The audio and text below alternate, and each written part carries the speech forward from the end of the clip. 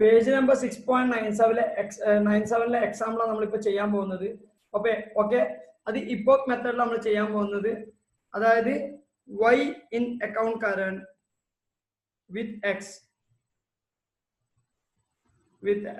അതായത് എക്സ് ആണ് പ്രിപ്പയർ ചെയ്യുന്നത്. ഓക്കെ ഇൻട്രസ്റ്റ് ടു ഇതെപ്പുമാണ് interest to 31st December. Okay 2016 എന്നെല്ലാം പറയുന്നുണ്ട്. ഡേറ്റ് ഇയറിന് വലിയ ഇമ്പോർട്ടൻസ് അല്ല. 18% ആണ് ഇൻട്രസ്റ്റ് റേറ്റ്. അതൊക്കെ നമ്മൾ എക്സാമ്പിളിൽ തരുന്നുണ്ട്. എന്നാൽ നമ്മൾ എന്ത് ചെയ്യുക, അതെല്ലാം മെൻഷൻ ചെയ്യാം. മക്കളെ മനസ്സിലായിക്കോ, എല്ലാവരും ശ്രദ്ധിക്കുക.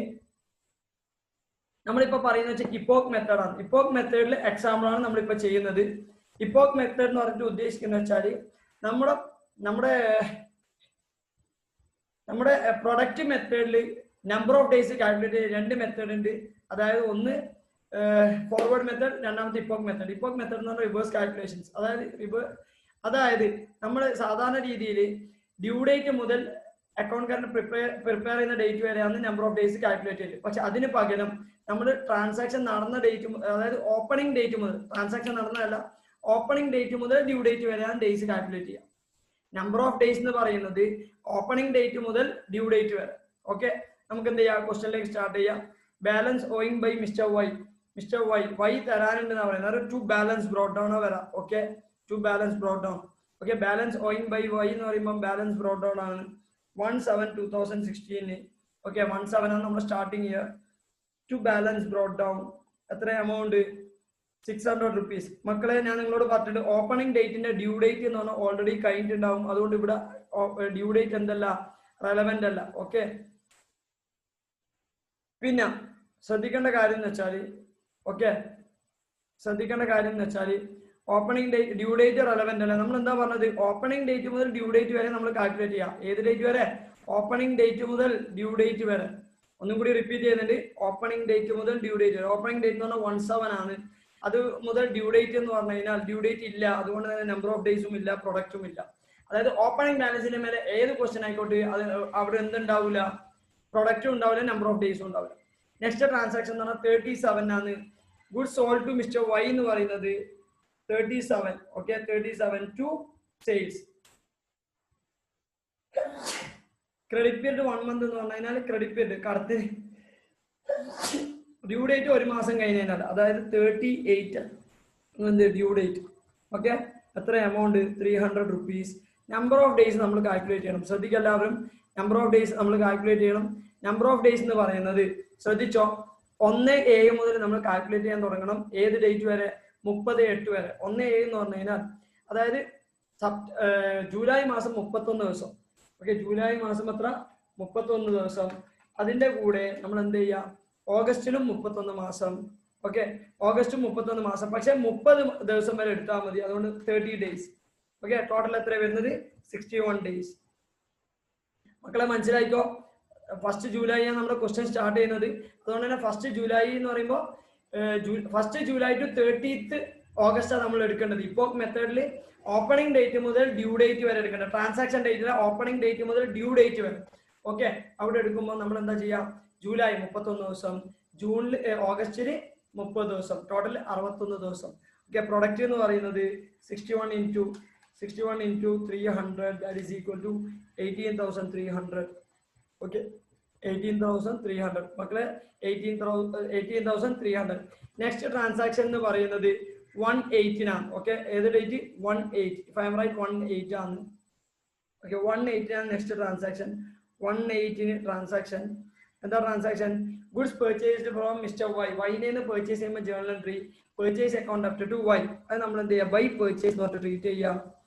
അവിടെയും ഡ്യൂ ഡേറ്റ് എന്ന് പറഞ്ഞാൽ 1 month കഴിഞ്ഞതിന് ശേഷം 1st August പറയുന്നത്. 1st August എന്ന് പറയുമ്പോൾ 1st September. Okay 1st September. ഇനി എത്ര ഡേയ്സ് ആ ഉള്ളത് എന്ന് വെച്ചാൽ ജൂലൈയിൽ 31 days.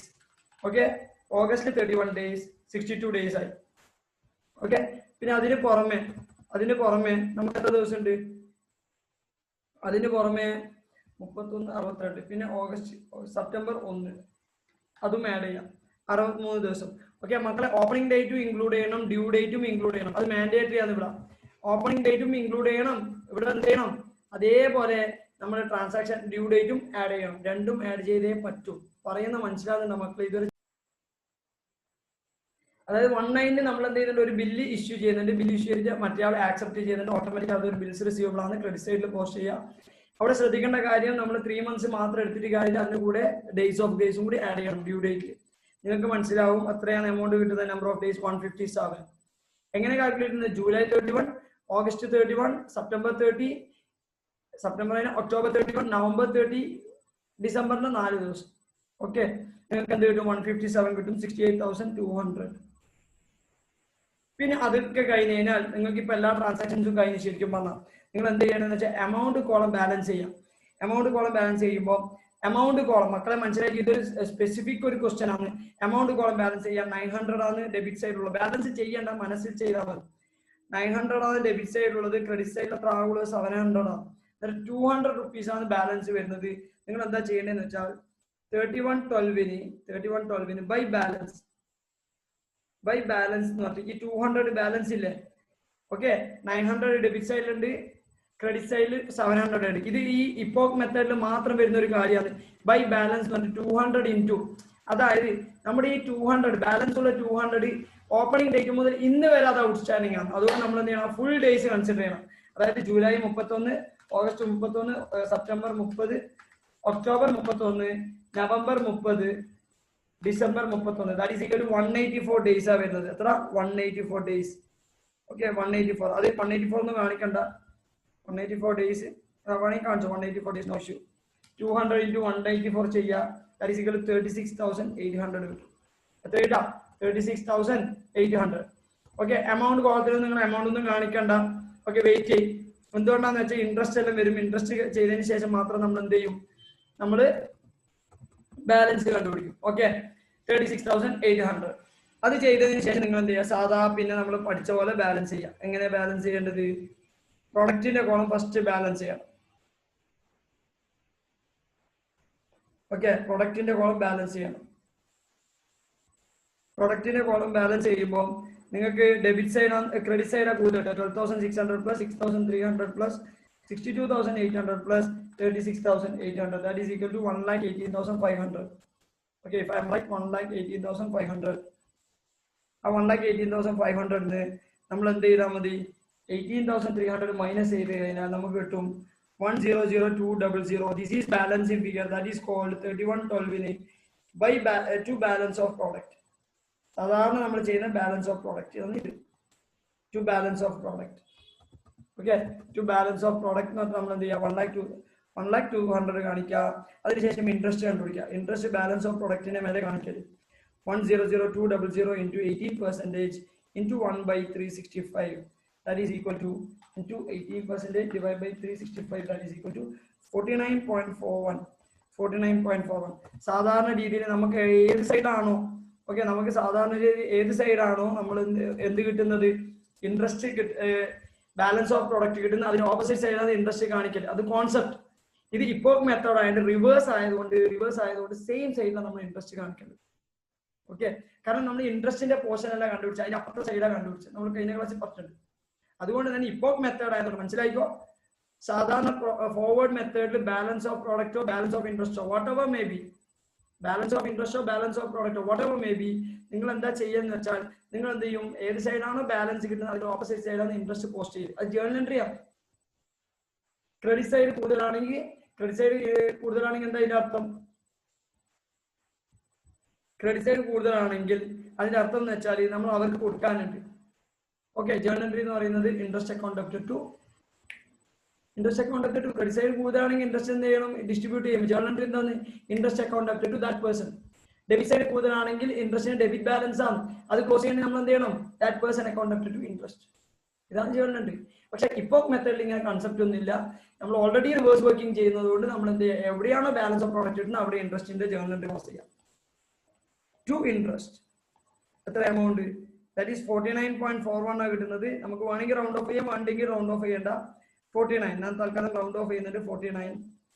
Okay, 49. Okay, maximum round of ചെയ്യേണ്ട. ക്വസ്റ്റ്യനിൽ സ്പെസിഫിക്കായിട്ട് പറയുന്നതിന് മാത്രം റൗണ്ട് ഓഫ് ചെയ്താൽ മതി. കാരണം ഇൻട്രസ്റ്റ് എല്ലാം പോയിന്റ് ആയിട്ട് കൊടുക്കും. 49 നമ്മൾ എന്ത് ചെയ്താൽ മതി? 49 ചെയ്തതിന് ശേഷം പിന്നെ സാധാ ബാലൻസിങ്, അതായത് ക്രെഡിറ്റ് സൈഡിൽ 949 വരും, ഡെബിറ്റ് സൈഡ് 941 വരും, ക്രെഡിറ്റ് സൈഡ് അതിനെക്കാട്ടിയും കുറവാണ്. അതുകൊണ്ട് തന്നെ 3112 by balance carry down that is equal to എത്ര എമൗണ്ട് വരുന്നത് 249 റുപ്പീസ്. എത്ര വരുന്നത് 249 റുപ്പീസ്. നിങ്ങൾ ഫോർവേഡ് മെത്തേഡ് ഈ സെയിം ക്വസ്റ്റ്യൻ ചെയ്തിട്ടുണ്ട്, സെയിം എക്സാമ്പിൾ ചെയ്തിട്ടുണ്ട്. നിങ്ങളൊന്ന് ക്രോസ് വെരിഫൈ ചെയ്ത് കഴിഞ്ഞാൽ നിങ്ങളുടെ ആൻസർ ശരിയാവും. മക്കളെ നമ്മളൊന്നും മാജിക്കിലൂടെ പോയിട്ടില്ല, ലോജിക്കിൽ മാത്രമേ പോയിട്ടുള്ളൂ. ഓക്കെ, അതാണ് സംഭവം.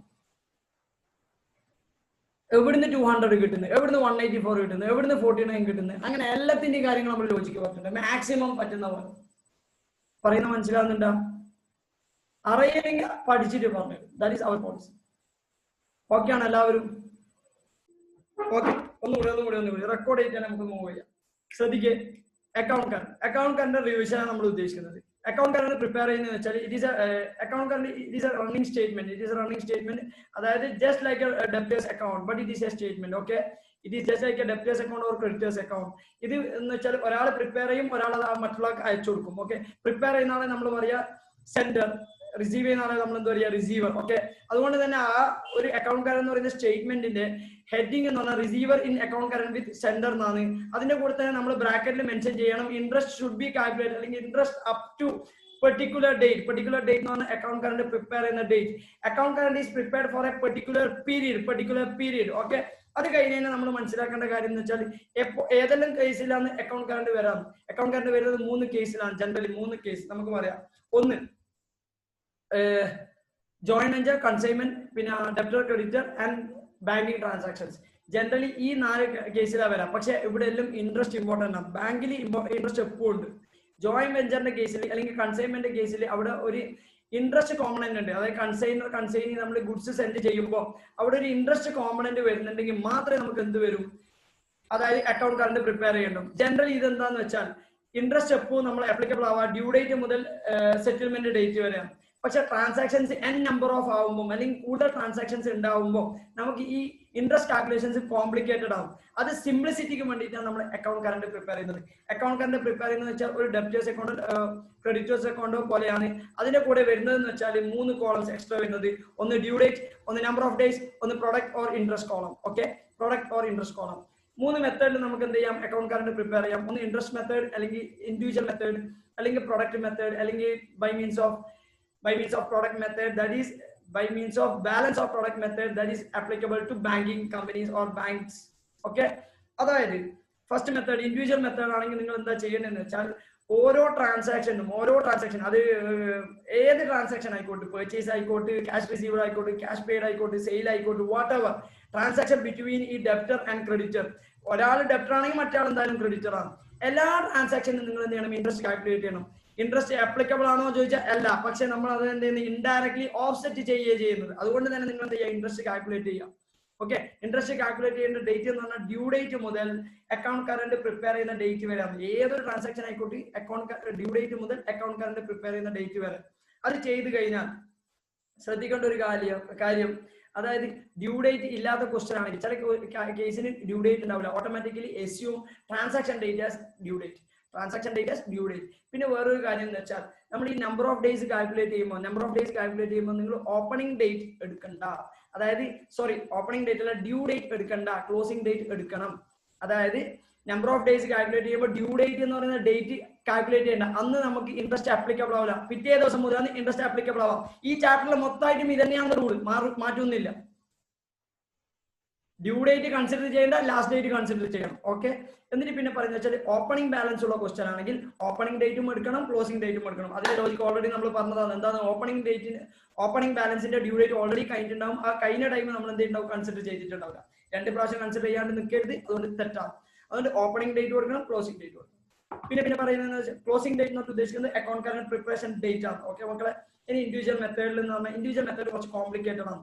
ഓരോ കേസിലും നമ്മൾ എന്ത് ചെയ്യണം, ഇൻട്രസ്റ്റ് കാൽക്കുലേറ്റ് ചെയ്യണം. ഫോർ എക്സാമ്പിൾ 500 റുപ്പീസ് ആണെങ്കിൽ 500 ഇൻട്രസ്റ്റ് റേറ്റ് ഇൻറ്റു എത്ര ദിവസത്തേക്കാണ് അത്ര ദിവസത്തേക്കുള്ള ഇൻട്രസ്റ്റ്. അങ്ങനെ എല്ലാ കേസും നമ്മൾ എന്ത് ചെയ്യുക, കണ്ടുപിടിക്കുക. അതിനുശേഷം ബാലൻസ് ചെയ്യുക. ബാലൻസ് ചെയ്യുമ്പോൾ ഫസ്റ്റ് ബാലൻസ് ചെയ്യേണ്ടത് ഇൻട്രസ്റ്റ് കോളമാണ്. ഇൻട്രസ്റ്റ് കോളം ബാലൻസ് ചെയ്യുമ്പോൾ ഡെബിറ്റ് സൈഡ് കൂടുതലാണെങ്കിൽ ഡെബിറ്റ് ബാലൻസ്, ക്രെഡിറ്റ് സൈഡ് കൂടുതലാണെങ്കിൽ ക്രെഡിറ്റ് ബാലൻസ്. ഡെബിറ്റ് സൈഡ് കൂടുതലാണെങ്കിൽ ഡെബിറ്റ് സൈഡ് ഉദ്ദേശിക്കുന്നത് ഇൻട്രസ്റ്റ് റിസീവബിൾ ആണ്, ക്രെഡിറ്റ് സൈഡ് ഉദ്ദേശിക്കുന്നത് ഇൻട്രസ്റ്റ് പേയബിൾ ആണ്. ഓക്കെ, ഇൻട്രസ്റ്റ് റിസീവബിൾ ആണെങ്കിൽ ഇൻട്രസ്റ്റ് റിസീവബിളിന്റെ ജേർണൽ എൻട്രി പാസ് ചെയ്യാം. എന്താ ജേർണൽ എൻട്രി? ഇൻട്രസ്റ്റ് റിസീവബിൾ ആണെങ്കിൽ debtors account debit to interest. Okay, interest receivable ആണെങ്കിൽ ജേർണലി interest debtors account debit to interest, അല്ലെങ്കിൽ ആ person account debit to interest. Interest payable ആണെങ്കിൽ എന്താ ജേർണലി that person account interest account debit to that person. Okay, ഒന്നുമില്ല, നിങ്ങൾക്ക് എവിടെയാണോ ബാലൻസ് കിട്ടുന്നത് അതിന്റെ ഓപ്പോസിറ്റ് വരാം. അത് ബൈ ഹാർട്ട് പഠിക്കേണ്ട, ജേർണൽ ഓൾറെഡി പറഞ്ഞിട്ടുണ്ട്, നിങ്ങൾ അങ്ങനെ തന്നെ ചെയ്താൽ മതി. അല്ലെങ്കിൽ ശ്രദ്ധിക്ക്, ഡെബിറ്റ് സൈഡ് കൂടുതലാണെങ്കിൽ ഡെബിറ്റ് ബാലൻസ് ഉള്ളത്. ഈ ഡെബിറ്റ് ബാലൻസിലുള്ള ഇൻട്രസ്റ്റ് ആർക്കാ ഡിസ്ട്രിബ്യൂട്ട് ചെയ്യേണ്ടത്? നമ്മുടെ ഈ ആൾക്ക്. അതായത് നിങ്ങൾ എന്ത് ചെയ്യുക, ഡെബിറ്റ് ബാലൻസ് ഉള്ളത് ഡിസ്ട്രിബ്യൂട്ട് ചെയ്യുമ്പോൾ ക്രെഡിറ്റ് ചെയ്യുക, ആ പേഴ്സണിനെ ഡെബിറ്റ് ചെയ്യുക. ഇങ്ങനെയും വേണമെങ്കിൽ പഠിക്കാം. രണ്ട് ലോജിക്ക് പഠിക്കാൻ പറ്റും. ഒന്ന് ഡിസ്ട്രിബ്യൂഷന്റെ ജേർണൽ എൻട്രി, അല്ലെങ്കിൽ ഡെബിറ്റ് സൈഡ് ഇൻട്രസ്റ്റ് റിസീവബിൾ ആണ്, ക്രെഡിറ്റ് സൈഡ് ഇൻട്രസ്റ്റ് പേയബിൾ ആണ്. ഇൻട്രസ്റ്റ് റിസീവബിളിന്റെ ജേർണൽ എൻട്രി എന്താ? Debtor account debit to interest. Interest പേയബിളിന്റെ ജേർണൽ എൻട്രി എന്താ? Interest account debit to that person. ഈ ജേർണൽ എൻട്രി പാസ് ചെയ്താൽ നിങ്ങൾക്ക് ആൻസർ കിട്ടും. അങ്ങനെ നമ്മൾ എന്ത് ചെയ്ത് ഇൻട്രസ്റ്റിന്റെ ആ ജേർണൽ എൻട്രി കൂടി പോസ്റ്റ് ചെയ്തതിന് ശേഷം നമ്മൾ ആ എമൗണ്ട് കോളം എന്ത് ചെയ്യാം, ബാലൻസ് ചെയ്യാം. ഇപ്പൊ നമുക്കൊരു ബാലൻസ് കിട്ടും. അതിൽ എന്ത് ഉണ്ടാവും? ഇൻട്രസ്റ്റും ഉണ്ടാവും, എമൗണ്ടും ഉണ്ടാവും. ചിലപ്പോൾ അയാൾ തരാനായിരിക്കും ഉണ്ടാവുക ഇൻട്രസ്റ്റും പിന്നെ ഒരു എമൗണ്ടും. ചിലപ്പോൾ നമ്മൾ അവർക്ക് കൊടുക്കാനുണ്ടാവുക ഒരു എമൗണ്ടും ഇൻട്രസ്റ്റും. Okay, that's it. പിന്നെ അടുത്ത പ്രൊഡക്റ്റ് മെത്തേഡ് ആണെങ്കിൽ നിങ്ങൾ എന്ത് ചെയ്യുക, ഈ ഇൻട്രസ്റ്റ് കോളത്തിന് പകരം നമ്മൾ അവിടെ പ്രൊഡക്റ്റിന് എഴുതും. പിന്നെ എന്ത് ചെയ്യും, ഓരോ ട്രാൻസാക്ഷന്റെയും amount that should be multiply with number of days. Number of days calculate ചെയ്ത് നിങ്ങൾക്കൊന്നും ഒരു മാറ്റവും ഇല്ല. ജസ്റ്റ് നിങ്ങൾ എന്ത് ചെയ്യുക, അതേപോലെ ചെയ്യാം. എന്നിട്ട് ഫസ്റ്റ് ബാലൻസ് ചെയ്യേണ്ടത് പ്രൊഡക്റ്റ്. ഓക്കെ, പ്രൊഡക്റ്റ് ബാലൻസ് ചെയ്യുക. എന്നിട്ട് നിങ്ങൾക്ക് ഒരു ബാലൻസ് ഓഫ് പ്രൊഡക്റ്റ് കിട്ടും. ഇൻട്രസ്റ്റ് കാൽക്കുലേറ്റ് ചെയ്യുക. ഇൻട്രസ്റ്റ് എന്ന് പറയുന്നത് എന്താണ്? Interest is equal to balance of product into rate by 100 into 1/12 1/12 1/12. ഈ 1/12 എന്ന് പറയുന്നത് കോൺസ്റ്റന്റ് ആണ്, മാറൂല. ഒരു കാര്യം മനസ്സിലായിക്കോ. ഇതേപോലെ നമ്മൾ ഇവിടെ ചെയ്തത് ഇൻട്രസ്റ്റ് ഓൺ ഡ്രോയിങ്സും ഇൻട്രസ്റ്റ് ഓൺ ക്യാപിറ്റലും പ്രൊഡക്റ്റ് മെത്തേഡ് ചെയ്തത്. അതോടെ നമ്മൾ എന്ത് ചെയ്യുക, ആ ഇൻട്രസ്റ്റ് പോസ്റ്റ് ചെയ്യണം. ഇവിടെ ജേർണൽ എൻട്രി പാസ് ചെയ്ത് പോസ്റ്റ് ചെയ്യാം. ആ പോസ്റ്റ് ചെയ്ത് കഴിഞ്ഞാൽ പിന്നെ എമൗണ്ട് കോളം ബാലൻസ് ചെയ്യാം. വേറൊരു കാര്യം മനസ്സിലാക്കേണ്ടത്, നേരത്തെ പറഞ്ഞ ഇൻഡിവിജ്വൽ മെത്തേഡ് ഓർ ഇൻട്രസ്റ്റ് മെത്തേഡിൽ നിങ്ങൾക്ക് കിട്ടുന്നത് ഓൾറെഡി ഇൻട്രസ്റ്റ് ആണ്. ഇവിടെ നമ്മൾ ഇൻട്രസ്റ്റ് കണ്ടുപിടിക്കണം. ഓക്കെ, ഇപ്പം നമ്മൾ പറഞ്ഞതാണ് ഫോർവേഡ് മെത്തേഡ്. ഫോർവേഡ് മെത്തേഡ് ആണ് സാധാ കാൽക്കുലേഷൻ. നേരത്തെ എങ്ങനെയാണ് നമ്മൾ നമ്പർ ഓഫ് ഡേയ്സ് കാൽക്കുലേറ്റ് ചെയ്തത് അതേപോലെ നമ്പർ ഓഫ് ഡേയ്സ് കാൽക്കുലേറ്റ് ചെയ്യുന്നതിന് രണ്ട് method, forward method, epoch method. Forward method എന്ന് പറയുന്നത് എന്താണ്? സാധാരണ നമ്മൾ കാൽക്കുലേറ്റ് ചെയ്യുന്നത് എങ്ങനെയാണ് സാധാരണ കാൽക്കുലേറ്റ് ചെയ്യുന്നത്? ഡ്യൂ ഡേറ്റ് മുതൽ അക്കൗണ്ട് കറണ്ട് പ്രിപ്പയർ ചെയ്യുന്ന ഡേറ്റ് വരെ. ഓക്കെ, അതിൽ നമ്മൾ നേരത്തെ പറഞ്ഞ ഒരു റൂളും മാറ്റൂല, നേരത്തെ പറഞ്ഞത് തന്നെയാണ്. ഇവിടെ നമ്മൾ ഇപ്പുറം നോക്കുമ്പോൾ നമ്മൾ എന്താണെന്ന് വെച്ചാൽ ഓപ്പണിംഗ്, അതായത് ഇപ്പോക് മെത്തേഡിൽ എന്താണെന്ന് വെച്ചാൽ 2-3 കാര്യങ്ങൾ ശ്രദ്ധിക്കാനുണ്ട്. ഒന്ന്, അതായത് ഓപ്പണിംഗ് ഡേറ്റ് മുതൽ ഡ്യൂ ഡേറ്റ് വരെയുള്ള ഡേയ്സ് ആണ് നമ്മൾ കൗണ്ട് ചെയ്യേണ്ടത്. കൗണ്ട് ചെയ്യുമ്പോൾ ഓപ്പണിംഗ് ഡേറ്റും ഇൻക്ലൂഡ് ചെയ്യും, ഡ്യൂ ഡേറ്റും ഇൻക്ലൂഡ് ചെയ്യും. Okay, that's it 1. പിന്നെ ഓപ്പണിംഗ് ബാലൻസിന്റെ മേലെ നമ്പർ ഓഫ് ഡേയ്സ് 0 ആയിരിക്കും, ഓട്ടോമാറ്റിക്കലി അതിന്റെ പ്രൊഡക്റ്റും 0 ആയിരിക്കും. അത് ശ്രദ്ധിക്കേണ്ടതാണ്. പിന്നെ നിങ്ങൾ എല്ലാ ട്രാൻസാക്ഷൻസും റെക്കോർഡ് ചെയ്തതിന് ശേഷം നിങ്ങൾ എമൗണ്ട് കോളം ജസ്റ്റ് മനസ്സിൽ അല്ലെങ്കിൽ ജസ്റ്റ് റഫ് ആയിട്ട് ബാലൻസ് ചെയ്യാം. റഫ് ആയിട്ട് ബാലൻസ് ചെയ്യുമ്പോൾ നിങ്ങൾക്ക് ഒരു എമൗണ്ട് നമ്പർ കിട്ടും. ഓക്കെ, ആ നമ്പർ, ഓക്കെ, ഫോർ എക്സാമ്പിൾ നമ്മുടെ എക്സാമ്പിൾ 200 rupees ആണ്. ആ 200 rupees ഫുൾ പീരീഡിലേക്ക് ഔട്ട്സ്റ്റാൻഡിംഗ് ആണ്. അതുകൊണ്ട് 200 ഇൻറ്റു ഓപ്പണിംഗ് ഡേറ്റ് മുതൽ അക്കൗണ്ട് കറണ്ട് പ്രിപ്പയർ ചെയ്യുന്ന ഡേറ്റ് വരെയുള്ള നമ്പർ ഓഫ് ഡേയ്സ് കണ്ടുപിടിക്കുക, അതോട് മൾട്ടിപ്ലൈ ചെയ്യാം. Okay, that's it. നമ്മുടെ എക്സാമ്പിൾ 184 days 184 into 200 വെച്ചിട്ട് ആൻസർ ചെയ്യും. പിന്നെ നിങ്ങൾ എന്ത് ചെയ്യുക, ബാലൻസ് ഓഫ് പ്രൊഡക്റ്റ് കണ്ടുപിടിക്കുക. ബാലൻസ് ഓഫ് പ്രൊഡക്റ്റ് കണ്ടുപിടിക്കുമ്പോൾ സാധാരണ നമ്മൾ ഫോർവേഡ് മെത്തേഡ് എല്ലാം ചെയ്യുമ്പോൾ ബാലൻസ് ഓഫ് പ്രൊഡക്റ്റ് കണ്ടുപിടിച്ചാൽ അതിന്റെ ഓപ്പോസിറ്റ് സൈഡാണ് ഇൻട്രസ്റ്റ് നമ്മൾ ചാർജ് ചെയ്യരുത്. പക്ഷേ ഈ ഇപ്പോക് മെത്തേഡ് എന്ന് പറയുന്നത് ഉൾട്ടാ മെത്തേഡ് ആയതുകൊണ്ട് ഇവിടെ എന്താ ശ്രദ്ധിക്കേണ്ടതെന്ന് വെച്ചാൽ ഇവിടെ അതിനൊരു ലോജിക്ക് ഉണ്ടോ എന്ന് ചോദിച്ചാൽ ഇല്ല. ഓക്കെ, അതുകൊണ്ട് നിങ്ങൾ എന്ത് ചെയ്യേണ്ടത്, ബാലൻസ് ഓഫ് പ്രൊഡക്റ്റ് ചെയ്ത് കഴിഞ്ഞാൽ ബാലൻസ് ഓഫ് പ്രൊഡക്റ്റ് അതിനുശേഷം ചെയ്യാം. ബാലൻസ് ഓഫ് പ്രൊഡക്റ്റ് ചെയ്യുക. ബാലൻസ് ഓഫ് പ്രൊഡക്റ്റ് ചെയ്താൽ അതിന്റെ മേലെ ഇൻട്രസ്റ്റ് കണ്ടുപിടിച്ചാൽ ആ സെയിം സൈഡിൽ ഏത് സൈഡാണോ ബാലൻസ് ഓഫ് പ്രൊഡക്റ്റിന്റെ അവിടെ എന്ത് ചെയ്യുക, ഇൻട്രസ്റ്റ് പോസ്റ്റ് ചെയ്യാം. അതിനുശേഷം എമൗണ്ട് ബാലൻസ് ചെയ്ത് നിങ്ങൾക്ക് ആൻസർ കിട്ടും. That's it for second method. And third method എന്ന് പറഞ്ഞാൽ ബാങ്കാണ്. ബാങ്കിന്റെ കേസിൽ സെപ്പറേറ്റ് ഒരു ഫോർമാറ്റ് ഉണ്ട്. That is date, particulars, debit, credit, balance, debit or credit, balance, പിന്നെ ഡെബിറ്റ് പ്രോഡക്റ്റ്, ക്രെഡിറ്റ് പ്രോഡക്റ്റ്. ഇതാണ് നമ്മുടെ ഫോർമാറ്റ്. ഓക്കെ, അതിനുശേഷം നിങ്ങൾ എന്ത് ചെയ്യുക, ഓരോ ട്രാൻസാക്ഷൻസും എൻ്റർ ചെയ്യുക. ഓരോ ട്രാൻസാക്ഷൻ എൻ്റർ ചെയ്യുമ്പോൾ മനസ്സിലാക്കുക ഓരോ ട്രാൻസാക്ഷനും നമ്പർ ഓഫ് ഡേയ്സ് എങ്ങനെ കാൽക്കുലേറ്റ് ചെയ്യാം. രണ്ടാമത്തെ ട്രാൻസാക്ഷൻ, ഫസ്റ്റ് ട്രാൻസാക്ഷന്റെ നമ്പർ ഓഫ് ഡേയ്സ് എന്ന് പറയുന്നത് രണ്ടാമത്തെ ട്രാൻസാക്ഷന്റെ ഡേറ്റ് നമ്മൾ എൻ്റർ ചെയ്യാം. ഓക്കെ, അത് രണ്ടും തമ്മിൽ ഡിഫറൻസ് ആണ് എന്ത് നമ്പർ ഓഫ് ഡേയ്സ് എന്ന് പറയുന്നത്. നമ്മുടെ എക്സാമ്പിളിൽ 2nd January 15th January 13 days ആണ് അവിടെ വരുന്നത്. ഓക്കെ, ഇവിടെയും നമ്മൾ നേരത്തെ പറഞ്ഞ പോലെ തന്നെയാണ് ഡ്യൂ ഡേറ്റ് കൺസിഡർ ചെയ്യേണ്ട. പക്ഷെ ഏത് ഡേറ്റ് കൺസിഡർ ചെയ്യണം? Due date of first transaction consider ചെയ്യണം, due date of second transaction consider ചെയ്യണം. ബട്ട് ലാസ്റ്റ് ട്രാൻസാക്ഷന് അവർ അതൊരു റോങ് കോൺസെപ്റ്റ് ആണ് ഞാൻ പറയുന്നത്. ഞാൻ ഒന്നും കൂടി ക്ലാരിഫൈ ചെയ്യും മക്കളെ. കോൺസെപ്റ്റിന് അഗേൻസ്റ്റ് ആയിട്ടുള്ള കാര്യങ്ങളെല്ലാം ഞാൻ എക്സ്പ്ലെയിൻ ചെയ്യും. അതായത് അത് എന്താ ചെയ്യുന്നത് വെച്ചാൽ ലാസ്റ്റ് കേസിന് മാത്രം അവർ ഡ്യൂ ഡേറ്റ് ഓഫ് ട്രാൻസാക്ഷൻ എടുക്കുന്നുണ്ട്, നമ്മുടെ ഇയർ എൻഡ് ഡേറ്റ് കൊടുക്കുന്നുണ്ട്. രണ്ടും കൺസിഡർ ചെയ്യുന്നുണ്ട്. അതായത് എക്സ്ട്രാ 1 day വരും. ഓക്കെ, അതാണ് നമ്മൾ ആ പ്രോബ്ലത്തിൽ നോക്കേണ്ടത്. അവിടെ നമ്മൾ എന്ത് ചെയ്യേണ്ടതെന്ന് വെച്ചാൽ debit product to credit product to അവിടെ ബാലൻസിങ് ആണ് ചെയ്യേണ്ടത്, ടോട്ടലിംഗ് ആണ് ചെയ്യേണ്ടത്. രണ്ട് ബാലൻസിന്റെ മേലെ നമ്മൾ എന്ത് കണ്ടുപിടിക്കണം? ഇൻട്രസ്റ്റ് കണ്ടുപിടിക്കണം. ജനറലി ഡെബിറ്റ് പ്രൊഡക്റ്റിന്റെ മേലെ ഒരു ഇൻട്രസ്റ്റ് റേറ്റ് ആയിരിക്കും, ക്രെഡിറ്റ് പ്രൊഡക്റ്റിന്റെ മേലെ വേറൊരു ഇൻട്രസ്റ്റ് റേറ്റ് ആയിരിക്കും. ഇൻട്രസ്റ്റ് കണ്ടുപിടിക്കുക. ഒന്ന് ഇൻട്രസ്റ്റ് പേയബിൾ ആണ്, ഒന്ന് ഇൻട്രസ്റ്റ് റിസീവബിൾ ആണ്. നെറ്റ് ചെയ്യാം. അത് ഇൻട്രസ്റ്റ് റിസീവബിൾ ആണെങ്കിൽ അതിന്റെ ജേർണൽ എൻട്രി പാസ് ചെയ്യാം, ഇൻട്രസ്റ്റ് പേയബിൾ ആണെങ്കിൽ അതിന്റെ ജേർണൽ എൻട്രി പാസ് ചെയ്യാം. ഓക്കെ. പിന്നെ നമ്മൾ പറയുന്നത് വെച്ചാൽ ബിൽസ് റിസീവബിൾ. ബിൽസ് റിസീവബിൾ ആയിട്ടുള്ള ട്രാൻസാക്ഷൻ എന്ന് പറയുമ്പോൾ ബിൽ ഇഷ്യൂ ചെയ്യുമ്പോൾ എന്താ ജേർണൽ എൻട്രി? ബിൽ ഇഷ്യൂ ചെയ്യുമ്പോൾ ഇപ്പോൾ ശ്രദ്ധിക്കേണ്ട കാര്യം, ഞാൻ ഇഷ്യൂ ചെയ്തിട്ടുണ്ടെങ്കിൽ അവരെ ആക്സെപ്റ്റ് ചെയ്യും. അതാണ് നമ്മൾ മനസ്സിലാക്കേണ്ടത്. അതാണ് ബിൽസ് റിസീവബിൾ. അവർ ഇഷ്യൂ ചെയ്തിട്ട് ഞാൻ ആക്സെപ്റ്റ് ചെയ്തിട്ടുണ്ടെങ്കിൽ അത് ബിൽസ് പേയബിൾ ആണ്. ഓക്കെ. പിന്നെ ബിൽസ് റിസീവബിൾ ഇഷ്യൂ ചെയ്ത് കഴിഞ്ഞാൽ ജേർണൽ എൻട്രിയിൽ bills receivable account up to debtors, അത് നമ്മുടെ അക്കൗണ്ടിൽ എഫക്ട് ചെയ്യും. അതുകൊണ്ട് അത് പോസ്റ്റ് ചെയ്യണം. പക്ഷെ ബിൽസ് റിസീവബിൾ ഡ്യൂ ചെയ്ത് മെച്യൂർ ചെയ്ത് പൈസ കിട്ടി ഹോണർ ചെയ്ത ജേർണൽ നമ്മൾ ഇവിടെ പോസ്റ്റ് ചെയ്യേണ്ട. Journal entry cash account up to bills receivable ആണ്, അത് പോസ്റ്റ് ചെയ്യേണ്ട ആവശ്യമില്ല. പിന്നെ ബിൽസ് റിസീവബിൾ ഡിസോണർ ആവുന്നുണ്ടെങ്കിൽ പോസ്റ്റ് ചെയ്യണം. എന്താ? Journal entry debtors account up to bills receivable, അത് പോസ്റ്റ് ചെയ്യണം. മാൻഡേറ്ററി ശ്രദ്ധിക്കേണ്ട കാര്യമാണ്. പിന്നെ അടുത്ത ലാസ്റ്റ് കോൺസെപ്റ്റ് നമ്മൾ റെഡിങ് ഇൻട്രസ്റ്റ്. റെഡിങ് ഇൻട്രസ്റ്റ് എന്ന് പറയുന്നത് നമ്മുടെ ട്രാൻസാക്ഷൻ, റെഡിങ് ഇൻട്രസ്റ്റ് എന്ന് പറഞ്ഞാൽ നെഗറ്റീവ് ഇൻട്രസ്റ്റ്. റെഡിങ് ഇൻട്രസ്റ്റ് എപ്പോൾ വരാന്ന് വെച്ചാൽ നമ്മുടെ ഡ്യൂ ഡേറ്റ് എന്ന് പറയുന്നത് അക്കൗണ്ട് കറണ്ട് പ്രിപ്പയർ ചെയ്യുന്ന ഡേറ്റിന് ശേഷമാണ്. ട്രാൻസാക്ഷൻ ഡേറ്റ് ബിഫോറും ഡ്യൂ ഡേറ്റ് ആഫ്റ്ററും ആണെങ്കിലും എന്ത് വരാം? റെഡിങ് ഇൻട്രസ്റ്റ് വരാം. റെഡിങ് ഇൻട്രസ്റ്റ് എന്ന് പറഞ്ഞാൽ നെഗറ്റീവ് ആണ്. പണ്ട് കാലത്ത് നമ്മൾ എന്ത് ചെയ്യും? അത് എല്ലാ ട്രാൻസാക്ഷൻസും ഡെബിറ്റ് സൈഡിൽ ചെയ്യുമ്പോൾ ഈ ട്രാൻസാക്ഷൻ ഡെബിറ്റ് സൈഡിൽ നമ്മൾ ബ്ലൂയിങ് കോഡ് തന്നെ ചെയ്തിട്ടുണ്ടെങ്കിൽ അത് നമുക്ക് മനസ്സിലാവില്ല. പിന്നീട് അത് വിചാരിച്ചിട്ടാണ് നമ്മൾ എന്ത് ചെയ്തത്? റെഡിങ്ങിൽ ചെയ്യുന്നത്. അതുകൊണ്ടാണ് ഈ ഇൻട്രസ്റ്റിന് റെഡിങ് ഇൻട്രസ്റ്റ് എന്ന് പറയുന്നത്. പിന്നീട് അത് എന്ത് ചെയ്ത് നമ്മൾ ഓപ്പോസിറ്റ് സൈഡിൽ ട്രീറ്റ് ചെയ്യാൻ തുടങ്ങി. അത് ഇൻഡിവിജ്വൽ മെത്തേഡ് ആണെങ്കിൽ ബൈ ഓപ്പോസിറ്റ് സൈഡിൽ ട്രീറ്റ് ചെയ്യാൻ തുടങ്ങി. നമ്മൾ എന്ത് ചെയ്ത്? ഇൻഡിവിജ്വൽ മെത്തേഡ് ആണെങ്കിൽ റെഡിങ് ഇൻട്രസ്റ്റ് എന്ന് പറഞ്ഞാൽ നമ്മൾ എന്ത് ചെയ്യും? റെഡിങ് ഇൻട്രസ്റ്റ് ആസ് പെർ കോൺട്രാന്ന് എഴുതും. അത് പ്രൊഡക്റ്റ് മെത്തേഡ് ആണെങ്കിൽ റെഡിങ് പ്രോഡക്റ്റ് ആസ് പെർ കോൺട്രാന്ന് എഴുതും. എന്നിട്ട് എന്ത് ചെയ്യും? അവിടെ ഓപ്പോസിറ്റ് സൈഡിലാണ് ട്രീറ്റ് ചെയ്യുക. അതായത് എമൗണ്ട് നമ്മൾ എന്ത് ചെയ്യും? സാധാ ട്രാൻസാക്ഷൻ എമൗണ്ട് ഡെബിറ്റ് സൈഡ് തന്നെ ട്രീറ്റ് ചെയ്യും. പക്ഷെ പ്രൊഡക്റ്റ് ഓപ്പോസിറ്റ് സൈഡ് ട്രീറ്റ് ചെയ്യും. Okay, that's it. ഓക്കെ, ശ്രദ്ധിക്കുക. ലാസ്റ്റ് രണ്ട് കാര്യം ഞാൻ വിട്ടുപോയി. അതായത് ഒന്ന് പർച്ചേസ് റിട്ടേൺ, അതേപോലെ സെയിൽസ് റിട്ടേൺ.